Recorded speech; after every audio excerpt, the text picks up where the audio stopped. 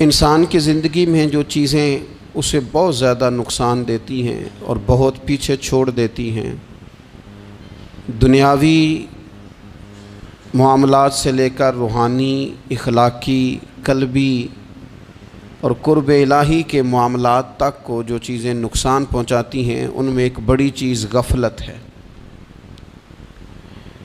ایک لفظ ہوتا ہے جو ہمیں اکثر سننے کو ملتا ہے کہ آپ کی توجہ نہیں ہے۔ یہ ڈھیر سارے لوگوں کا مطالبہ ہوتا ہے، اہل خانہ بھی مطالبہ کرتے ہیں، کئی موقع پر والدین بھی مطالبہ کرتے ہیں، غرباء بھی مطالبہ کرتے ہیں کہ امیروں کی ہماری طرف توجہ نہیں ہے۔ اور یہ بڑی لازمی سی بات ہے کہ کسی چیز پر جب توجہ رہتی ہے تو وہ چیز بہتر ہو جاتی ہے، اور جب عدم توجہی کا لوگ مظاہرہ کرتے ہیں تو وہ معاملہ خراب ہو جاتا ہے۔ یہ جو عدم توجہ ہے اسی کو غفلت کہتے ہیں، اور جب انسان کے مزاج پر غفلت طاری ہوتی ہے اور غفلت اس پر پوری طرح غلبہ کر لیتی ہے تو پھر اس کی زرخیز زمین کو وہ بنجر کرتی ہے۔ غفلت انسانی دل کے لیے بڑی نقصان دہ چیز ہے اور انتہائی تکلیف اور ضرر کا باعث ہے۔ دلوں پر جو قحط نازل ہوتا ہے، قحط، ویران ہو جاتے ہیں دل، اور جو دلوں پر خشکی نازل ہوتی ہے کہ طبیعتیں خشک ہو جاتی ہیں، یہ غفلت کی وجہ سے ہوتی ہے۔ جو لوگ غافل ہو جاتے ہیں نا، اپنے معاملات کا دھیان نہیں رکھتے، دیکھیں نا، آپ کو کھانا کھاتے بھی غافل نہیں ہونا چاہیے۔ اگر کھانا بھی غیر معتدل کھا لیا جائے تو وہ انسان کی طبیعت کے لیے باعث ضرر بن جاتا ہے، نقصان کا باعث بنتا ہے۔ بات کرتے ہوئے بھی غافل نہیں ہونا چاہیے، کئی دفعہ جملے ایسے نکل جاتے ہیں جو انسان کے لیے پھر شرمندگی کا باعث بنتے ہیں۔ انسان کو غافل ہو کر کوئی کام نہیں کرنا چاہیے، غافل ہو کر، مدہوش اور بے ہوش ہو کر نہیں۔ غفلت دل کو ویران کرتی ہے، طبیعت میں خشکی لاتی ہے۔ غافل کبھی نہ بنے۔ قرآن مجید فرقان حمید نے ارشاد فرمایا کہ اقترب للناس حسابہم، فرمایا لوگوں کے حساب کا وقت قریب آ گیا، وہم فی غفلۃ معرضون، اور وہ ابھی بھی غفلت میں منہ پھیرے ہوئے ہیں۔ ٹائم آ گیا حساب دینے کا، لیکن وہ ابھی بھی غافل ہیں۔ ہمارے جو زیادہ تر نقصان زندگی میں ہوئے ہیں وہ صرف ہماری غفلت کی وجہ سے ہوئے۔ ہم نے چیزوں پر توجہ نہیں دی، چیزیں گڑبڑ ہو گئیں۔ جس آدمی نے پھول لگائے ہوں، پھل لگائے ہوں، کھیتی لگائی ہو، وہ دانہ ڈال کے پانی دے کے فارغ نہیں ہو سکتا، اسے توجہ کرنی پڑتی ہے۔ اور کسی نے کہا تھا مالی جیندے ہون تو پھر بوٹے سوکھدے نہیں۔ اگر موجود ہونا ان کو سینچنے والا، رکھوالی کرنے والا، تو پھر ان کی جڑیں کبھی خشک نہیں ہوا کرتی۔ ہماری جو غفلتیں ہیں یہ بڑی ضرر کا باعث ہیں، نقصان کا باعث، اور مجبوری معاف ہوتی ہے، غفلت معاف نہیں ہوتی۔ اسکول میں پڑھتے تھے، مدرسے میں پڑھتے تھے، تو ایک مجبوری ہو گئی جی، خدا نہ خواستہ گھر میں کوئی پریشانی ہو گئی تو اساتذہ اس پر سزا نہیں دیتے۔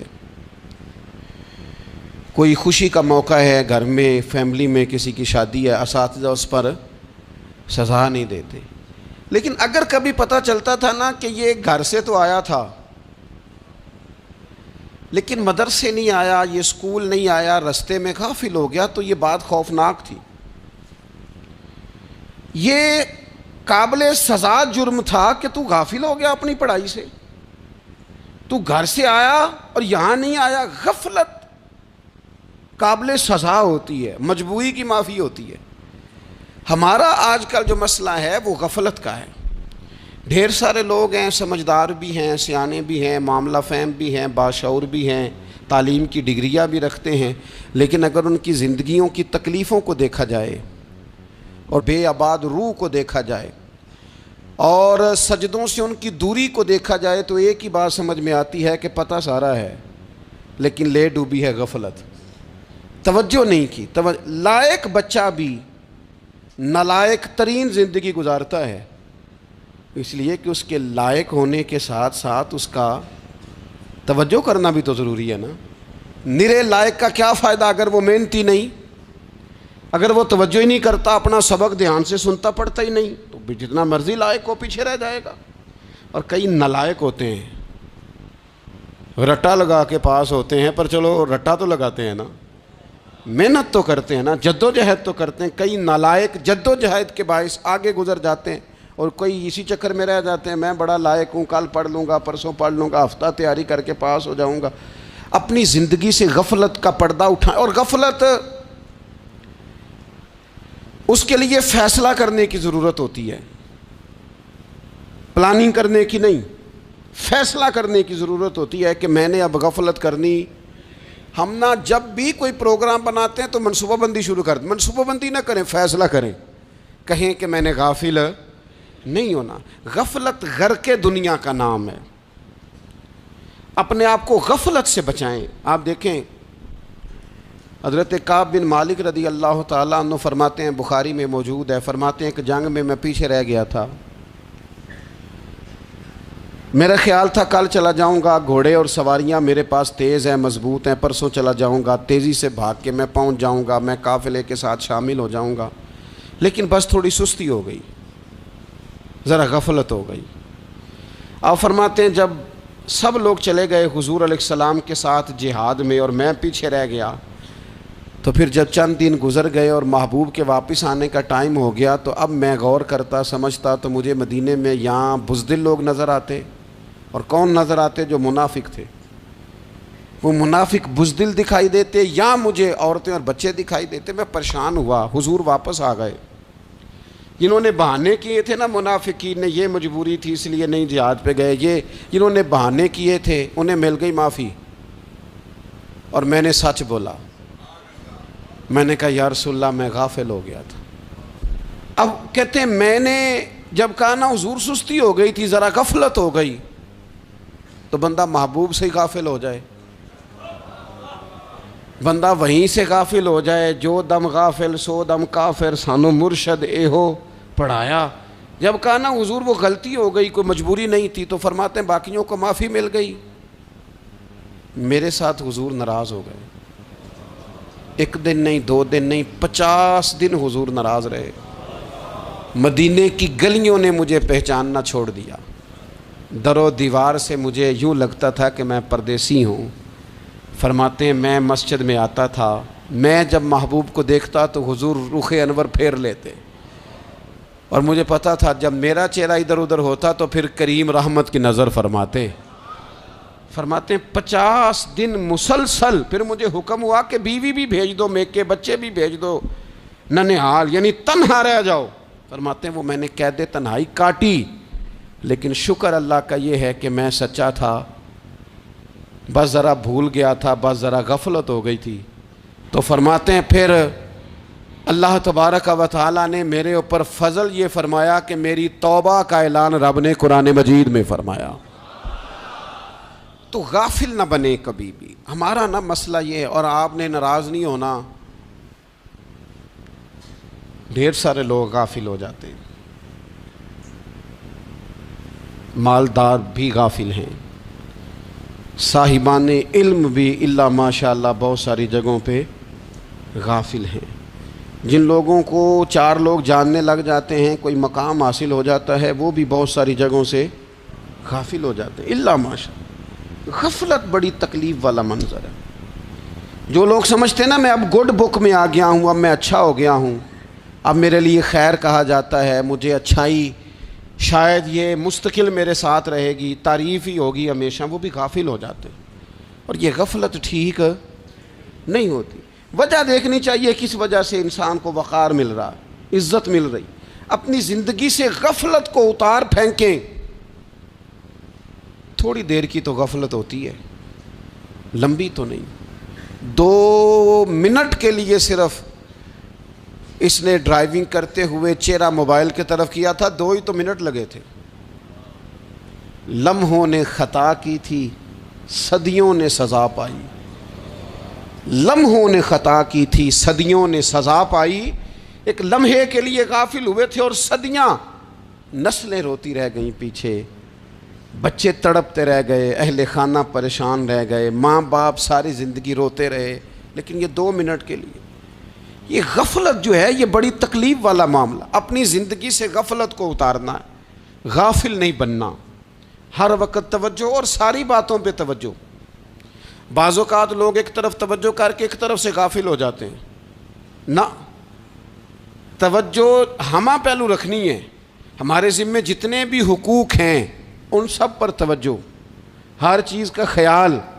ایسا نہ ہو کہ عبادت کرتے رہ جائیں اور حقوق العباد ہم سے چھوٹ جائیں، اور حقوق العباد اتنے زیادہ ادا کریں. ایک صاحب مجھے کہنے لگے ایک دفعہ بڑے وثوق کے ساتھ کہنے لگے جی معاذ اللہ ثم نہیں جی ٹائم ملتا پھر نماز دا کی کریے، روزی کمانا بھی تو عبادت ہے نا. تو میں نے کہا آپ نے عبادت کرنا ایک حصہ قبول کیا ہے، آپ نے کل عبادت نہیں قبول کی. عبادت کل ہے، ہمہ پہلو. ایک حصہ آپ قبول کر کے نکل گئے اور باقی آپ نے چھوڑ دی. تو کسی ایک طرف سے بھی غافل نہیں ہونا. جتنی ذمہ داریاں ہیں، جتنی ڈیوٹیاں ہیں، ان سب کا خیال. اور جو بڑا آدمی ہوتا ہے، بڑا گھر میں بڑا ہو، قبیلے میں بڑا ہو، علاقے میں بڑا ہو، ادارے میں بڑا ہو، کلاس میں بڑا ہو، جو بڑا ہے اس کی تو ساری آنکھیں کھلی ہوئی ہونی چاہیے. ایک ایک پر اس کی نظر ہونی چاہیے کہ میری کہاں ضرورت ہے، کہاں مجھے اشک شوئی کرنی ہے، کس کے ساتھ میں نے کس طرح محبت کا رویہ رکھنا ہے. غافل نہ بنے. اچھا جی اب کیسے پتہ چلے گا کہ ہم غافل ہیں؟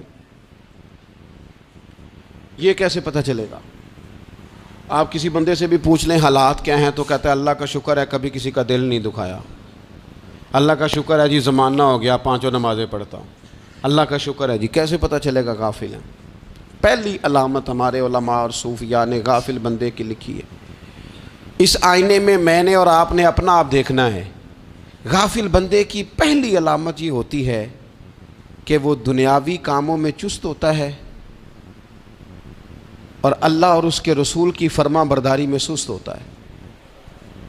یعنی نماز کے وقت تو اسے نیند ستاتی ہے، پریشانی ہوتی ہے، لیکن اگر کسی جگہ مال مل رہا ہو، پیسے مل رہے ہوں، وہاں جانا ہو تو پھر اسے کوئی چیز بھی تنگ نہیں کر. دنیاوی کاموں میں چست ہوگا، یعنی ٹی وی کے آگے، موبائل کے آگے وہ گھنٹوں بیٹھا ہوا ہے. اور اگر اسے 25 منٹ قرآن پاک سننا پڑ جائے، اگر اسے 20 منٹ دینی محفل میں بیٹھنا پڑ جائے، اگر اسے کہا جائے کہ تو 20 رکعت نماز نفل ادا کر، دنیاوی کاموں میں چست ہے، دینی کاموں میں، یہ غفلت کی پہلی علامت. پھر ذاتی معاملات پہ پیسہ خرچ کرنا ہو تو ڈھیر سارا ہے، کسی غریب کی مدد کرنی ہو تو. وہ ہمارے ایک دوست ہیں، وہ اکثر کہا کرتے ہیں، وہ کہتے ہیں آج کل کسی سے کہنا فلائی کام میں، دینی کام میں، کسی کی مدد میں کچھ 4 پیسے خرچ کرنے ہیں تو لوگ کہتے ہیں ہاتھ تنگ ہے. ہاں کوئی سستا پلاٹ ملتا ہو نا، اور اگر یہ سمجھ آ جائے کہ وہ مجبور ہے بیچارہ بیچنے والا، تو پھر کہتے ہیں میں 2-3 دوستوں کو پھاڑ لے سن. ذاتی کاموں میں جب بندہ چست ہو اور دینی کاموں میں سست ہو تو مطلب یہ ہے کہ بندہ غافل ہے. پہلی علامت غفلت کی. اور غفلت کی دوسری نشانی یہ ہے کہ انسان گناہ کے کاموں کو معمولی سمجھنے لگ جاتا ہے. یہ غافل بندے کی نشانی ہے. گناہ کو معمولی سمجھتا ہے، چھوٹا سمجھتا ہے. آج کل لوگ کہتے نہیں میں کو اکیلا کر رہا ہوں، ساری دنیا ہی کرتی ہے. اور جناب کیا ہو گیا، اگر یہ غلطی ہو گئی تو بندے سے ہو ہی جاتا ہے. گناہ کو معمولی سمجھنا، چھوٹا سمجھنا اور کہنا پھر کیا ہو گیا ہے، انسان سے غلطی ہو جاتی ہے. آپ دیکھ لیں کہ سینکڑوں بیسیوں گناہوں کا بوجھ ہمارے سروں پہ ہوتا ہے، لیکن کوئی ہمارا دبدبہ ہے، کوئی ہماری گفتگو ہے، کوئی ہمارے جملوں میں خود پسندی ہے، کوئی ریاکاری ہے، کوئی تصنع ہے. یہ غافل بندے کی علامت ہے. نبی اکرم صلی اللہ تعالی علیہ وآلہ وسلم نے فرمایا مومن اپنے گناہوں کو پہاڑ کی طرح سمجھتا ہے. یہ بخاری میں حدیث ہے. مومن پہاڑ کی طرح جانتا ہے اور وہ ڈرتا ہے کہ کہیں وہ پہاڑ اس کے اوپر گر نہ جائے، یعنی کہیں مجھے میرے گناہ کی سزا نہ مل جائے. چھوٹے گناہ کو بھی پہاڑ جانتا ہے، یار مجھ سے غلطی ہو گئی، مجھے ٹھیک کر لینی چاہیے، مجھے معافی لے لینی چاہیے، مجھے توبہ کر لینی چاہیے. مومن اپنے اوپر گناہ کو پہاڑ کی جانب سمجھتا ہے.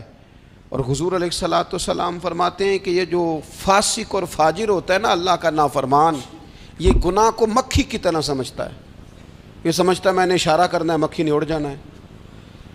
مومن کی علامت یہ ہے کہ وہ پہاڑ جانتا ہے اگر غلطی ہو جائے تو پہاڑ۔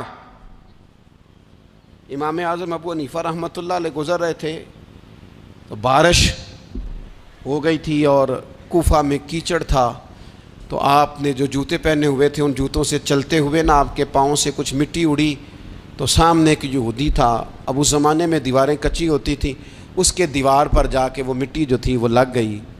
اب امام صاحب بڑے پریشان ہوئے کہ میں نے اس کی دیوار کو آلودہ کر دیا۔ یہاں تو لوگ اپنی اینٹیں رکھتے رکھتے کئیوں کی دیواریں توڑ ہی دیتے ہیں، اور پھر وہ اس پر ماننے کو بھی تیار نہیں ہوتے، تسلیم کرنے کو بھی تیار نہیں ہوتے۔ وہ کہتے ہیں پھر کیا ہو گیا، اب ہمارا یہاں گھر ہے تو ہم نے ٹرالی منگوانی نہیں تھی، ہمارا حق بنتا تھا۔ امام صاحب کے پیروں سے ذرا کیچڑ اڑا، یہودی کی دیوار پہ لگا، اس کی کچی دیوار تھی۔ امام صاحب پریشان ہو گئے، سوچنے لگے کہ اگر میں دیوار سے یہ کیچڑ اتارتا نہیں تو یہ بھی زیادتی ہے، میں نے اس کی دیوار کو گدلا کر دیا، اور اگر میں اتارتا ہوں تو کچھ مٹی اس کی دیوار کی بھی اتر جائے گی، کچی دیوار ہے، یہ بھی زیادتی ہے۔ مومن گناہ کو پہاڑ کی طرح سمجھتا ہے کہ کہیں گر نہ جائے، اس کی بھی کہیں سزا نہ مل جائے۔ امام صاحب نے اس کے دروازے پہ دستک دی، وہ باہر آیا تو اتفاق سے وہ آپ کا مقروض بھی تھا، اس نے پیسے دینے تھے۔ باہر نکلتے ہی کہنے لگا اوہو آپ تو قرض لینے آ گئے، میرے پاس تو ابھی گنجائش نہیں ادا کرنے کی۔ تو امام صاحب کہنے لگے تو قرض چھوڑ، وہ میں نے معاف کیا، میرے سے غلطی ہو گئی ہے، میں آ رہا تھا، لکڑی کے جوتے اس زمانے میں کھڑاؤں لوگوں نے پہنے ہوتے تھے، کہا وہ میرے پیروں سے ذرا کیچڑ اڑا ہے، تیری دیوار پہ لگ گیا ہے۔ اب میں بڑی دیر سے کھڑا سوچ رہا ہوں کہ اگر میں تیری دیوار صاف نہ کروں تو میں نے یہ میلی کر دی، گدلی کر دی، یہ بھی بات درست نہیں ہے، زیادتی، اور اگر میں اسے صاف کرتا ہوں کچی دیوار سے کچھ مٹی اتر جائے گی تو یہ بھی زیادتی ہے، اب تو بتا میں کیا کروں۔ تو بے موسمہ پھل تھا نا یہ، تو بے موسمہ پھل دیکھ کے بندہ حیران ہو جاتا ہے، جو باتیں روٹین میں نہ ہو رہی ہوں وہ ذرا انوکھی لگتی ہیں، بندہ حیران ہو گیا، غور سے امام صاحب کا چہرہ دیکھنے لگا، غور سے چہرہ دیکھنے لگا، اور پھر تھوڑی دیر سوچنے کے بعد کہنے لگا حضور پہلے میں نے دین اسلام کے بارے میں پڑھا اور سنا تھا، آج میں نے دین دیکھا ہے۔ پہلے میں نے سنا تھا کہ دین اسلام اس طرح کا ہے، آج میں نے دین۔ ہم نہ پوری دنیا کے کافروں کو دین سنانا چاہتے ہیں، دکھانا نہیں چاہتے، ہم نیک نظر آنا چاہتے ہیں، نیک بننا نہیں چاہتے، ہم نیک نظر آنا چاہتے۔ نتیجہ کیا نکلتا ہے کہ کچھ عرصے کے بعد پتہ چل جاتا ہے بندہ کس لیول کا نیک ہے، کیا معیار ہے اس کی نیکیوں کا۔ کہنے لگا حضور پہلے میں نے دین سنا تھا، آج دیکھا ہے۔ آپ وہ مٹی کی دیوار پر جو کیچڑ لگ گیا ہے، دیوار کو بعد میں صاف کیجئے گا، پہلے کلمہ پڑھائیں تاکہ میرے اندر کا کفر صاف ہو جائے، مجھے مسلمان کر دیں۔ تو غافل آدمی جو ہوتا ہے نا وہ پھر تیسری بات، جب بندہ بہت زیادہ غافل ہو جاتا ہے پھر اعلانیہ گناہ کرنے لگتا ہے۔ ایک گناہ پھر اس کا اظہار گناہ، ایک بندہ حدیث پاک میں آتا ہے ایک بندہ رات کو کوئی غلطی کرتا ہے، اللہ تعالیٰ اس پہ پردہ ڈال دیتا ہے، لیکن وہ سویرے خود لوگوں کو بتاتا پھرتا ہے میں نے یہ کیا، میں نے یہ کیا۔ جب آپ اظہار گناہ کرتے ہیں نا تو سامنے والا بھی دلیر ہوتا ہے، کہتا ہے اس نے کیا میں کر لوں گا تو پھر کیا ہوا۔ ہمارے علماء نے لکھا ہے کسی کی نماز قضا ہو جائے تو کسی کو بتائے نہ، قضا پڑھ ڈالے، اس کا جگہ جگہ ذکر نہ کرے۔ جب آپ کہیں گے نا میری قضا ہو گئی تو آپ کے ساتھ رہنے والا بچہ دوست سمجھے گا یار اس کی قضا ہو گئی ہے تو میری بھی ہو جائے گی تو کیا ہوا۔ گناہ کرنا بھی گناہ ہے اور گناہ کا اظہار بھی گناہ ہے۔ نبی اکرم صلی اللہ تعالیٰ علیہ وآلہ وسلم نے ارشاد فرمایا میری ساری امت کو معافی مل جائے گی سوائے ان لوگوں کے جو اعلانیہ گناہ کرتے ہیں۔ یہ بخاری مسلم دونوں میں حدیث موجود ہے۔ جو اعلانیہ گناہ، جنہوں نے خود ساری دنیا کو گواہ بنا لیا میں نے یہ بھی جرم کیا، یہ بھی کیا، یہ بھی کیا، یہ بھی کیا، خود انہوں نے لوگوں کے، بہت بڑے غافل آدمی کی علامت ہے کہ گناہ کرے اور پھر اوپر سے اعلانیہ گناہ کرے، اتنا بڑا جرم کرے۔ پھر چوتھی علامت اگر ہم دیکھنا چاہیں کہ ہم غافل تو نہیں، تو غافل بندے کی چوتھی علامت یہ ہوتی ہے کہ وہ فضول کاموں میں وقت بڑا ضائع کرتا ہے، فضولیات میں، ادھر بیٹھے ہیں ادھر بیٹھے ہیں، یہاں گپ شپ ہو رہی ہے، وہاں موبائل دیکھا جا رہا ہے، پھر کچھ ٹائم ملا ہے تو پھر کہیں دور دراز کسی ہوٹل پہ کھانا کھانے چلے گئے، پھر کچھ ٹائم ملا تو چلو نکلتے ہیں ذرا کوئی ہفتہ سیر کر آتے ہیں، یہاں گپ شپ ہے، فلاں کو ڈسکس کر لیتے ہیں، فلاں کے بارے میں بات کر لیتے ہیں، سیاسی تبصرے کر لیتے ہیں، یہ تھوڑی گفتگو ہو جاتی، چلے محلے داروں پہ تبصرہ شروع کرتے ہیں، کون روٹی زیادہ کھا رہا ہے اور کس کے پاس پیسے زیادہ آ گئے، چلو جا کے پتہ کرتے ہیں۔ حالانکہ یہ پتہ نہیں کرنا چاہیے تھا، پتہ تو اس کا کرنا چاہیے تھا جو بیچارہ کل سے بھوکا ہے، خبر تو اس کی رکھنی چاہیے تھی جس بیچارے کے گھر میں بچوں کے لیے پہننے کو کپڑے موجود نہیں ہیں، اس پر تبصرہ یہ کرتے ہیں کہ یہ محنت کیوں نہیں کرتے، اور اگر کسی پر اللہ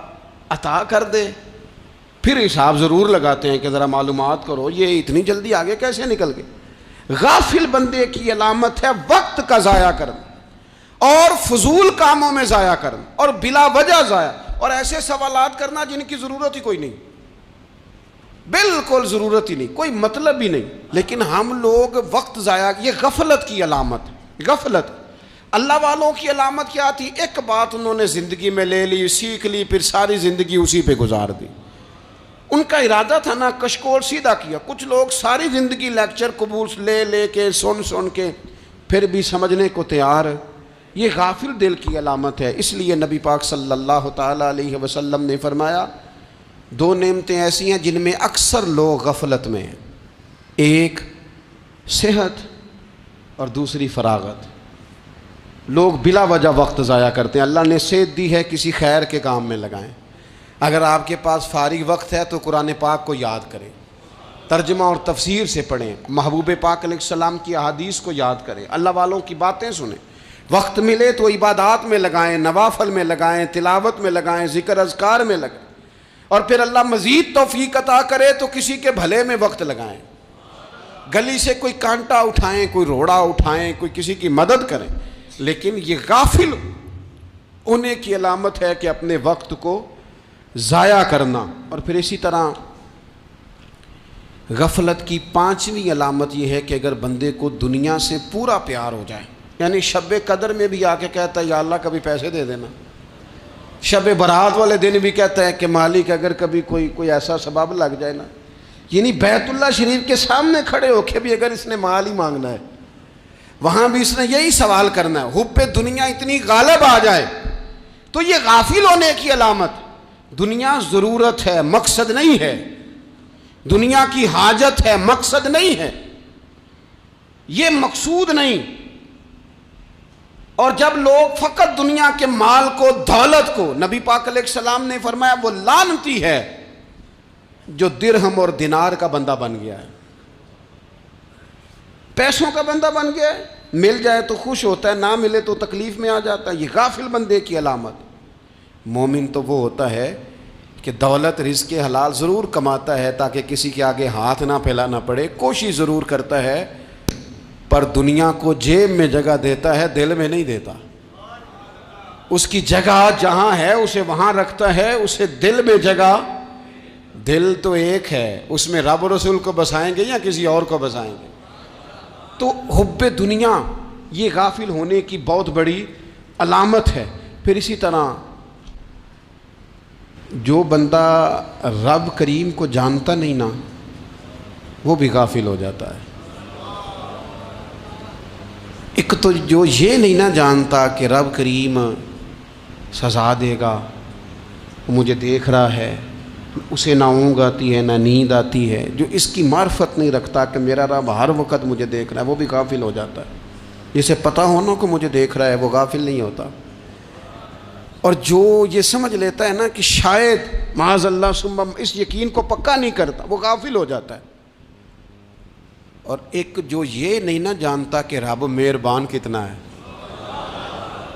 وہ بھی غافل ہو جاتا ہے۔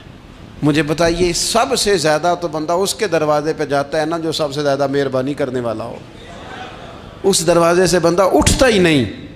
تو جس کو یہ یقین ہو جائے نا سب سے زیادہ کرم فرمانے والی ذات اللہ رسول کی ہے، وہ کبھی رب رسول سے غافل نہیں ہوتا۔ وہ کبھی اللہ رسول کا دروازہ چھوڑ کے نہیں جاتا، وہ کبھی کسی اور جگہ جا کے پناہ تلاش نہیں کرتا۔ جسے پتہ چل جائے نا وہ کریم کتنا ہے، مہربان کتنا ہے۔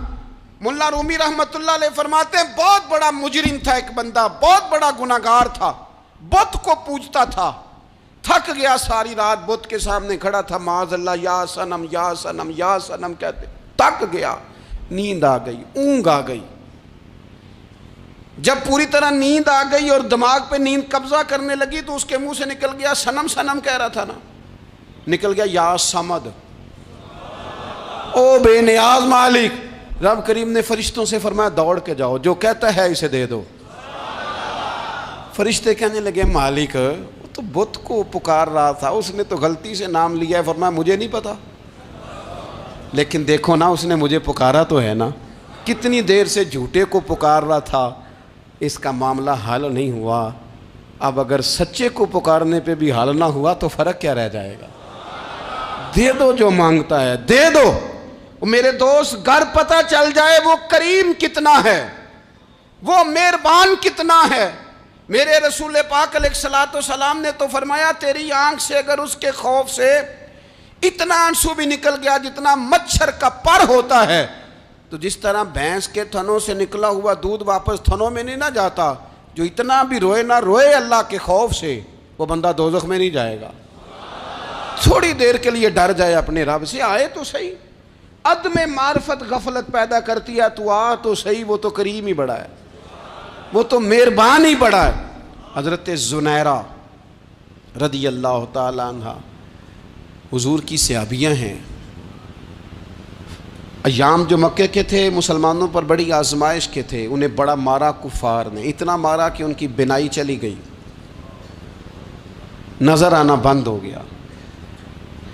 کافروں کی عورتوں نے تانا دیا کہ تو نے ہمارے بت چھوڑے ہیں نا، تو دیکھنا تیری بینائی چلی گئی۔ تو جناب زنیرہ اللہ پہ بھروسہ، توکل، معرفت الہی کا جذبہ، اٹھ کے کھڑی ہو کہنے لگی چپ کرو، تمہارے جھوٹے بت کیا کر سکتے ہیں، میرا رب چاہے تو صبح جب میں اٹھوں تو میری آنکھیں روشن ہو، اگر کریم کرم کر دے۔ لوگ کہتے ہیں واقعی ایسا ہوا، جب وہ سویرے اٹھی تو اللہ نے ان کی روشنی واپس کر دی تھی۔ تجھے پتہ چل جانا وہ مہربان کتنا ہے۔ وہ ایک بزرگ تھے تو ان سے کسی نے کہہ دیا کہ اگر آپ کا حساب آپ کے ماں باپ کے ذمہ ہو جائے تو پھر کیسا، پوچھنے کے لیے قیامت میں اگر ماں باپ حساب لیں تو پھر کیسا۔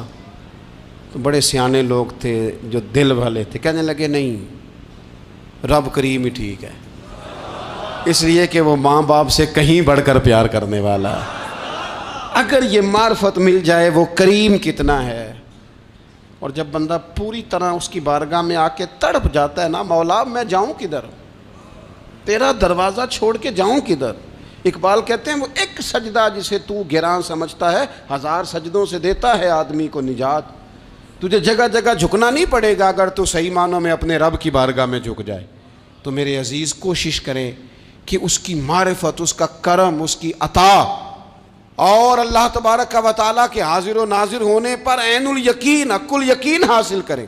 اور پھر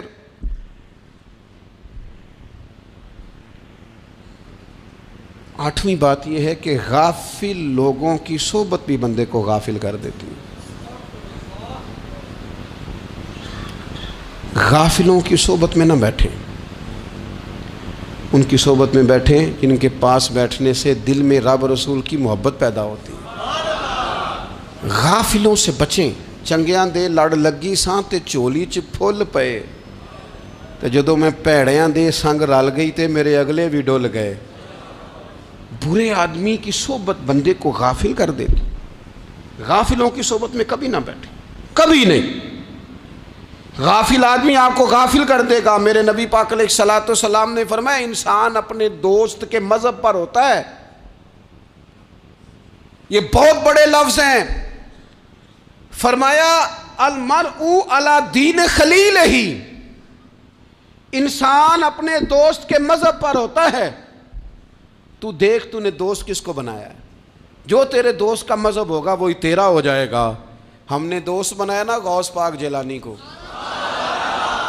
ہم نے یاری لگائی ہے نا داتا علی اجمیری سے، ہماری نسبت ہے نا معین الدین اجمیری سے، ہمارا تعلق ہے نا بہاؤالدین زکریا ملتانی سے، ہمارا رشتہ ہے نا حضرت مجدد الفسانی سے، ہم ماننے والے ہیں نا اعلیٰ حضرت بریلوی کے، ہمارا تعلق ہے کبھی جماعت علی سے کبھی مہر علی سے، ہمارا ان سے تعلق ہے تو صبح شام ہماری زبان پہ رہتا ہے بالغ العلا بکمالہ کشف الدجی بجمالہ حسنت جمیع خصالہ صلو علیہ وآلہ۔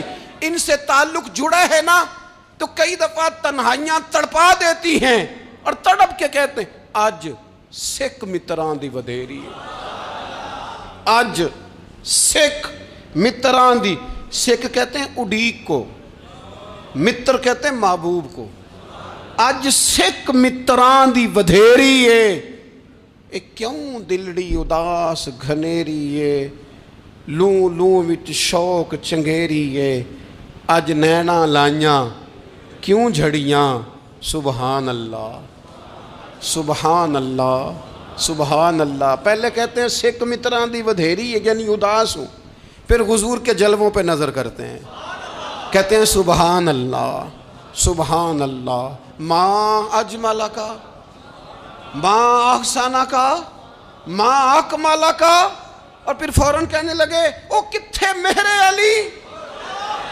او کتھے مہر علی، کتھے مہر علی تے کتھے تیری سنا، اب ایکھو مشتاق اکھیں کتھے جاڑیاں، بلغ العلا بکمال کشف الدجی بے، اور میرے اعلیٰ حضرت کہنے لگے سرور کہوں کہ مالک و مولا کہوں، باغ خلیل کا گلے زیبا کہوں تجھے، تیرے تو وصف عیب تناہی سے ہیں بری، حیران ہوں میرے شاہ میں کیا کیا کہوں تجھے۔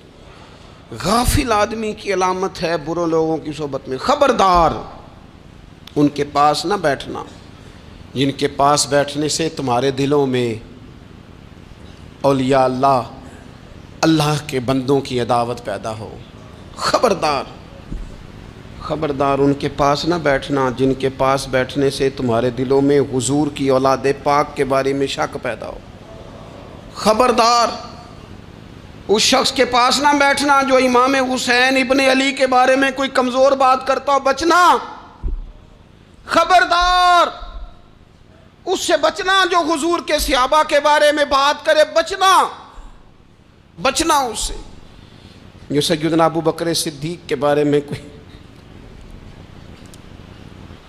دیکھو کیا مقدر ہے صدیق و فاروق کے، جن کے گھر ہی رحمتوں کے خزینے میں، بھلا کیا کہا نبی پاک، حضور نے فرمایا میرے اوپر جس نے نیکی کی تھی بدلہ دے دیا ہے، یہ جو میرے ابو بکر صدیق ہے نا،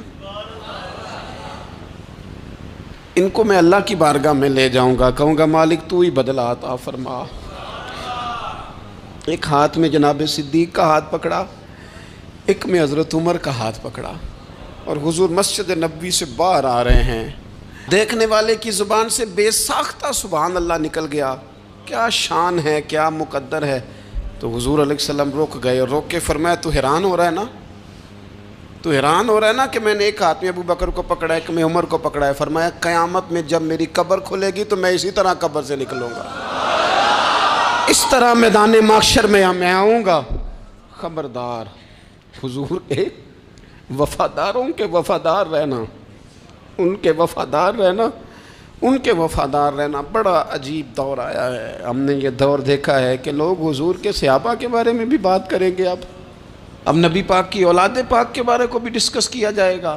اپنا منہ تو دیکھ، اپنی حیثیت دیکھ، اور پھر وہ بندے دیکھ جن کو اللہ نے چن کے اپنے محبوب کی غلامی کے لیے حضور کے قریب بٹھایا ہے۔ تو بچنا ایسے لوگوں سے، پرہیز کرنا، خبردار عقیدہ ستھرا رکھنا، عقیدہ ستھرا رکھنا، صاف رہنا، پاکیزہ رہنا، غافلوں کی صحبت سے بچنا۔ بڑا ڈرتے ہیں اللہ سے، دعائیں مانگتے ہیں، یا اللہ نسلوں میں بھی وہی بندے پیدا فرما جو عقیدے پکے رکھنے والے ہیں، وہ بندے پیدا فرما ہماری نسلوں میں۔ ایک وہ بندہ بھی غافل ہو جاتا ہے جو امیدیں لمبی لگا لیتا ہے، جن کے منصوبوں میں دولت بھی ہوتی ہے، گھر بھی ہوتا ہے، اولاد کا بڑا ہونا بھی ہوتا ہے، پوتے پوتیاں نواسے نواسیاں دیکھنا بھی ہوتا ہے، یہاں بھی گھر وہاں بھی گھر، یہ سیر، یہ سارا کچھ ہوتا ہے، لیکن رب کی بارگاہ میں پیش ہونا جن کے پیش نظر نہیں ہوتا۔ لمبی امیدیں۔ حضرت مولا علی شیر خدا فرمایا کرتے تھے، میں تم پر دو باتوں کا خوف کھاتا ہوں، جو ڈر آتا ہے، ایک یہ کہ تم خواہش کی پیروی کرو گے، جو نفس کی خواہش ہوگی اس کے پیچھے لگ جاؤ گے، اور ایک کہ تم لمبی لمبی امیدیں باندھو گے، اتنے سال جینا ہے، اتنے 100 سال جینا، یہ کرنا ہے وہ کرنا ہے۔ منصوبہ بندی کریں مستقبل کے لیے، وہ بری نہیں، لیکن تیاری رکھیں، تیاری رکھیں، اس بات کا بھی خیال رکھیں کہ اللہ کی بارگاہ میں حاضر ہونا۔ یہ غفلت کی چیزیں ہیں جو بندے کو غافل کر دیتی ہیں۔ جو لوگ اللہ کا ذکر نہیں کرتے وہ بھی غافل ہو جاتے ہیں، اور جو فضول باتیں زیادہ کرتے ہیں نا، ہنستے زیادہ ہیں۔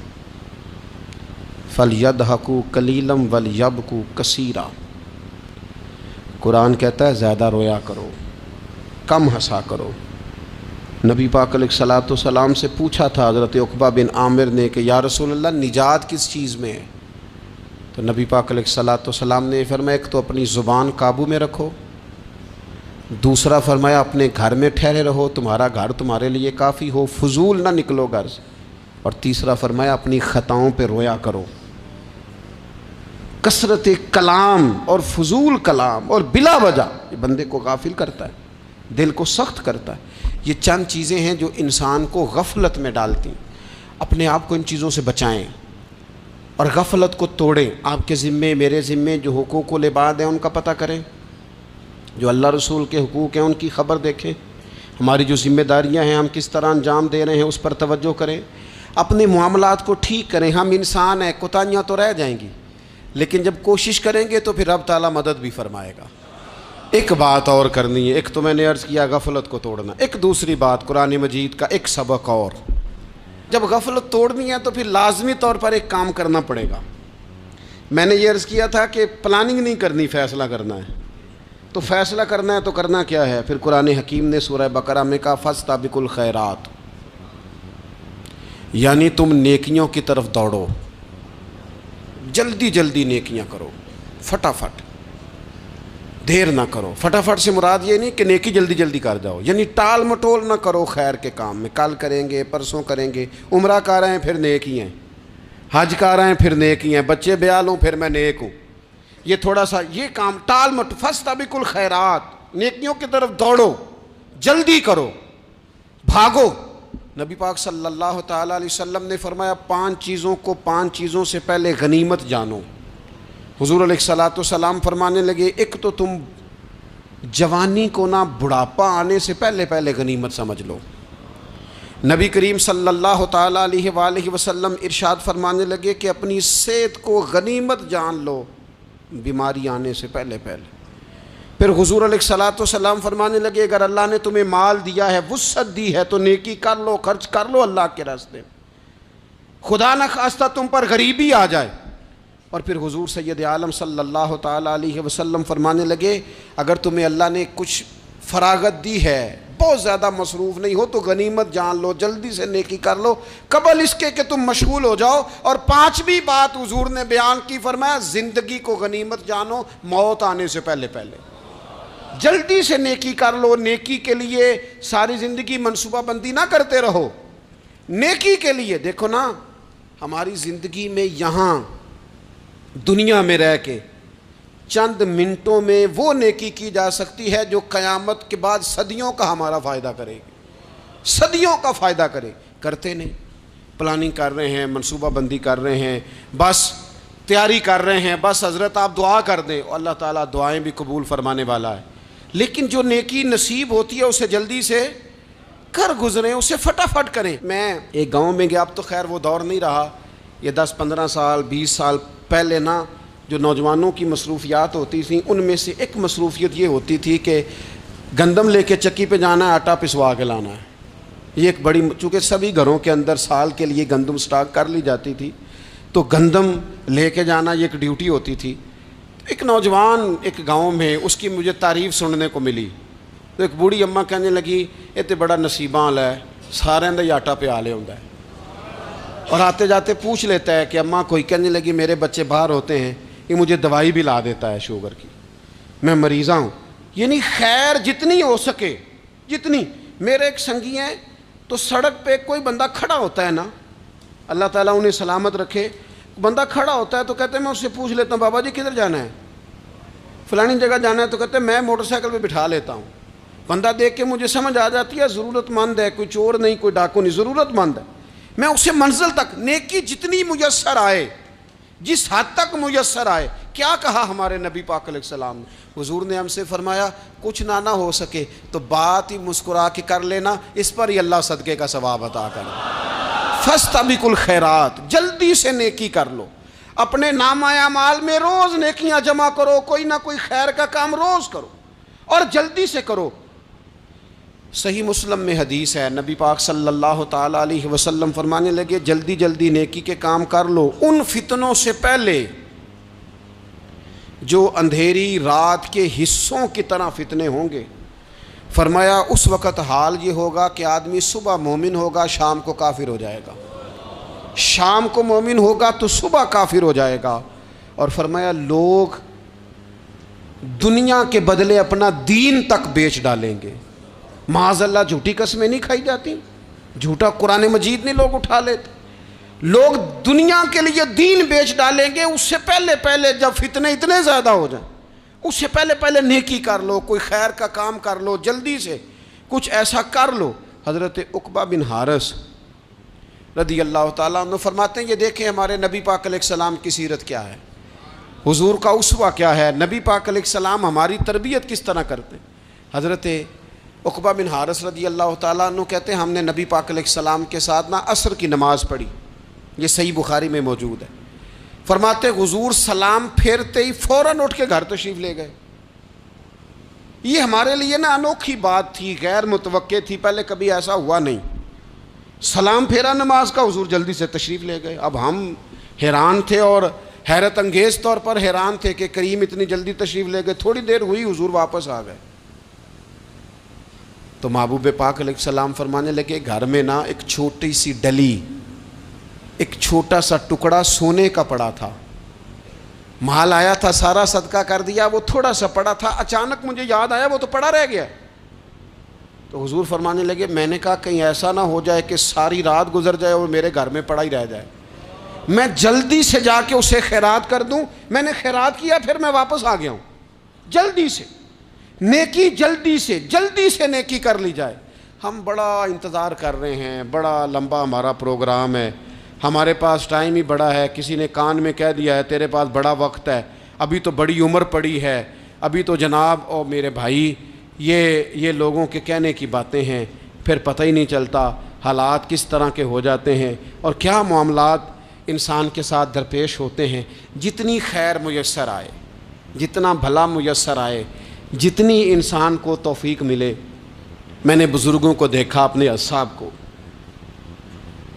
پہلے وہ خدام سے کہتے کہ میں سونے لگا ہوں اور پابند کرتے لوگوں کو کہ فلاں وقت، بزرگوں کو میں نے دیکھا اپنے، وہ پابند کرتے لوگوں کو کہ فلاں وقت میں موجود ہوں گا آنا، خود پابند فرماتے. اور پھر جب بیدار ہوتے نا تو سب سے پہلے خدام کو بلا کے پوچھتے کوئی مہمان تو نہیں آیا؟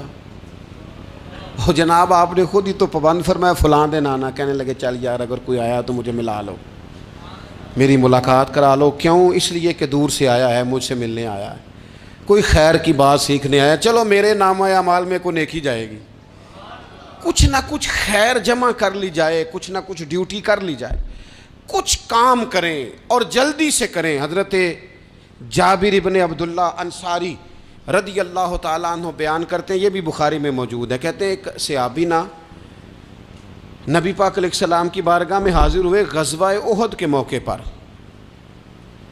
اور حال ان کا یہ تھا کہ وہ کھجور کھا رہے تھے اور کھجور انہوں نے منہ میں رکھی ہوئی تھی. حضور کی بارگاہ میں حاضر ہوئے اور عرض کرنے لگے یا رسول اللہ صلی اللہ تعالیٰ علیہ وسلم اگر میں شہید کر دیا جاؤں تو کہاں جاؤں گا؟ حضور فرمانے لگے جنت میں. تو کہتے ہیں انہوں نے جو کھجور منہ کے اندر تھی نا وہ انہوں نے نگلی نہیں، اندر نہیں لے گئے، اس کو باہر نکالا اور دوڑ کے آگے بڑھے اور جنگ کرنی شروع کر دی. اور لڑتے لڑتے شہید ہو گئے۔ کیا سبق دیا انہوں نے؟ سبق یہ دیا کہ نیکی کرنے میں اتنی دیر بھی نہیں کرنی جتنی کھجور کھانے میں دیر لگتی ہے۔ جلدی سے نیکی کرنی ہے، فٹافٹ نیکی کرنی، اس کے اندر ٹال مٹول نہیں کرنا۔ اسی وقت انہوں نے کھجور باہر نکال دی، دوڑ کے انہوں نے حضرت انس بن نضر رضی اللہ تعالیٰ عنہ، حضرت انس بن مالک رضی اللہ تعالیٰ عنہ کے چچا ہیں، میدان احد میں نا، احد پہاڑ کے قریب کھڑے تھے، لوگوں سے کہہ رہے تھے جلدی جلدی ادھر آؤ، وہ جنت جو انسان کو انتقال کے بعد نصیب ہوگی اور قیامت کے بعد نصیب ہوگی، فرماتے تھے مجھے تو ابھی احد پہاڑ کے اندر سے جنت کی خوشبو آ بھی رہی ہے، لہذا جلدی سے آؤ، ادھر دوڑو، جہاد کرو، آؤ کفار سے لڑیں۔ تو نیکی میں دیر نہیں کرنی، جو نیکی میسر آتی ہے، جس کو میسر، ماں باپ میسر ہیں تو خدمت کر لیں، اہل خانہ ہیں تو حسن سلوک کر لیں، اللہ نے اولاد دی ہے تو اچھی تربیت کر لیں، دوست ہیں تو خیر خواہی کر لیں، اگر آپ کو اللہ رمضان عطا کرتا ہے تو زیادہ سے زیادہ اس کی عبادت کر لیں، اگر نظر ٹھیک ہے تو تلاوت زیادہ سے زیادہ کر لیں، زبان چلتی ہے تو رج رج کے مدینے والے محبوب پہ درود و سلام پڑھ لیں، اللہ تعالیٰ کا ذکر کر لیں، جلدی سے خیر جمع کریں، اپنے وقت کو ضائع نہ کریں۔ یہ آج کا سبق ہے۔ ایک تو ہم نے فیصلہ کرنا ہے کہ بس غفلت نہیں، اب غفلت، اب انشاءاللہ اللہ اللہ کرنی ہے، اب کوئی خیر کا کام کرنا ہے۔ میرے حضرت کا ایک جملہ کبھی نہیں بھولنا، فرمایا کرتے تھے زمین کے اوپر کام، نیچے جا کے آرام۔ یہ چھوڑ دیں اتنے گھنٹے سونا ہے تو یہ کرنا ہے تو میری نیند میں دخل کوئی نہ ڈالے، پھر سوتے ہی رہ جائیں گے، سوتے ہی رہ جائیں۔ زمین کے اوپر کام اور نیچے جا کے جاگنا ہے، جاگ لے افلاک کے سائے تلے، پھر حشر تک سوتا رہے گا خاک کے سائے تلے۔ اب جاگ لے افلاک کے سائے کے نیچے، جاگ، کھول آنکھیں، ہر وقت کا سونا، ہر وقت سونا، ہر وقت جو اپنے آرام کی فکر کرنا، اس سے نکل آئیں اور اچھا کھانا اور اچھا پہننا اور بس اپنی مرضی کی زندگی من چاہی جینا، اس سے باہر آئیں، فیصلہ کریں، فیصلہ کہ اب غفلت نہیں کرنی۔